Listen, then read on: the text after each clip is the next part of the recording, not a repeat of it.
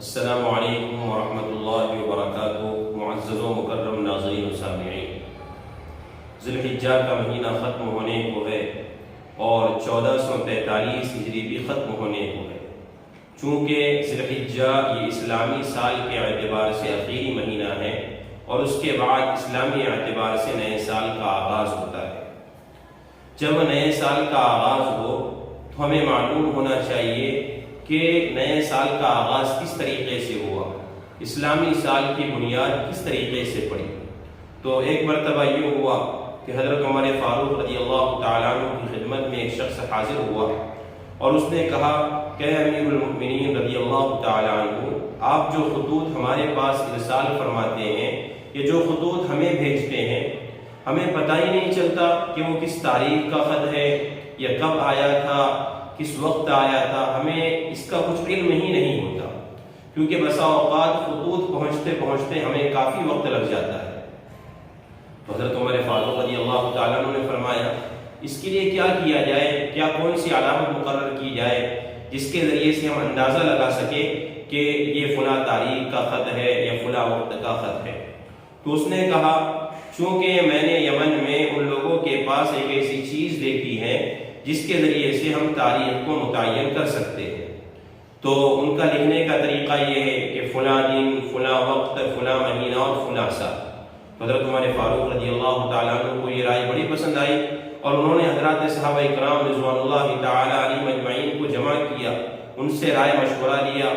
اور ان سے رائے مشورہ لے کر یہ طے کیا کہ ہمیں کوئی نہ کوئی تاریخ متعین کرنا چاہیے جس سے ہمیں علم ہو سکے کہ فلاں وقت میں یہ پیش آیا تھا، فلاں وقت یہ خطوط آئے تھے وغیرہ وغیرہ۔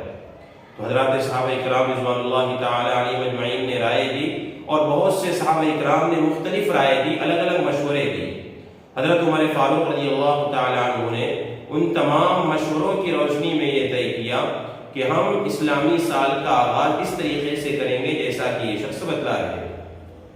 تو پھر صحابہ کرام کے سامنے سوال پیدا ہوا کہ اسلامی سال کا آغاز تو ہم کر رہے ہیں، لیکن کس مہینے سے کریں گے،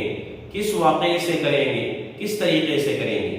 پھر صحابہ کرام رضوان اللہ تعالیٰ علیہ اجمعین کی میٹنگ ہوئی اور حضرت عمر فاروق رضی اللہ تعالیٰ عنہ کو لوگوں نے الگ الگ رائے دی، صحابہ کرام نے الگ الگ رائے دی۔ کسی نے کہا کہ اللہ کے رسول صلی اللہ علیہ وسلم کی ولادت کے زمانے سے کیا جائے، کسی نے کہا کہ اللہ کے رسول صلی اللہ علیہ وسلم کی بعثت کے زمانے سے کیا جائے، کسی نے کہا کہ اللہ کے رسول صلی اللہ علیہ وسلم کو جب سے نبی بنایا گیا تب سے کیا جائے، الگ الگ رائے دی۔ کچھ لوگوں نے یہ رائے دی کہ اللہ کے رسول صلی اللہ علیہ وسلم نے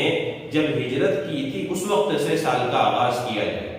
حضرت عمر فاروق رضی اللہ تعالیٰ عنہ کو یہ رائے بڑی پسند آئی اور آپ نے فرمایا کہ انشاءاللہ ہم ہجرت کے سال ہی سے اور ہجرت کے وقت ہی سے تاریخ کا آغاز کریں گے۔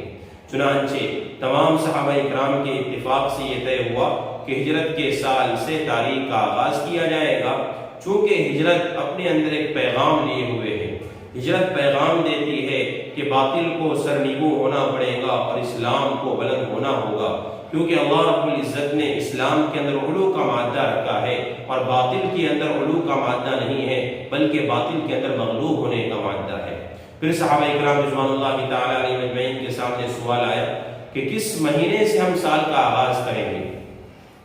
تو بعض صحابہ نے کہا کہ ربیع الاول کے مہینے سے آغاز کیا جائے، کسی نے کہا کہ رمضان کے مہینے سے آغاز کیا جائے، لیکن کچھ صحابہ نے رائے دی کہ محرم الحرام کے مہینے سے ہمیں آغاز کرنا چاہیے، کیونکہ اللہ کے رسول صلی اللہ علیہ وسلم نے محرم ہی کے مہینے میں ہجرت کا ارادہ کر لیا تھا، اس لیے صحابہ کے اتفاق سے پھر محرم الحرام کے مہینے سے آغاز کیا گیا اور آج اسی محرم الحرام کے مہینے سے سال کا آغاز ہوتا ہے۔ ہم سب کی ذمہ داری ہے کہ ہم اسلامی تاریخ کی حفاظت کریں، چونکہ علامہ اشرف علی تھانوی رحمۃ اللہ علیہ یہ بڑے مجدد گزرے ہیں اور بڑے پائے کے بزرگ گزرے ہیں۔ انہوں نے قرآن کریم کی تفسیر کرتے ہوئے یہ بات لکھی ہے کہ اہل اسلام اور مسلمانوں پر فرض کفایہ ہے کہ وہ اسلامی تاریخ کو یاد رکھیں۔ ہمارا حال تو یہ ہے کہ ہم تو صرف رمضان المبارک کے مہینے کی تاریخ یاد رکھتے ہیں، وہ بھی اس وجہ سے کہ آج اتنے روزے ہو گئے، اتنے باقی ہے اور عید الاضحیٰ کی تاریخ یاد رکھتے ہیں، اور بہت سے بیچارے لوگ محرم الحرام عاشورہ کی تاریخ یاد رکھتے ہیں،